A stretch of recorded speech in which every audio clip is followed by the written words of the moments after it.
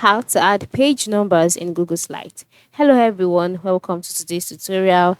In this tutorial, I'll show you how you can um add page numbers in Google Slides. So the first step is to open your presentation in Google Slides, just like I've done here. And then once your presentation is open, up to the left side of the screen, just below the title, you'll see some tabs such as File, Edit, View, Insert, Format, Slide, Arrange, Tools, Extensions, Help.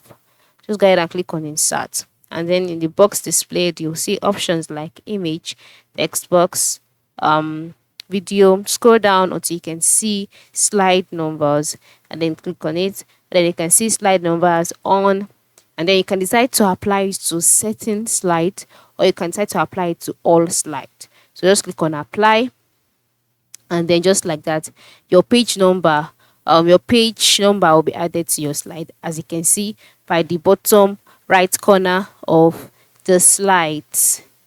All right, you can see it there. So this is how it works. This is how you can add page numbers to your presentation in Google Slides. So you can go ahead and try it out today. Thank you for watching and have a good day.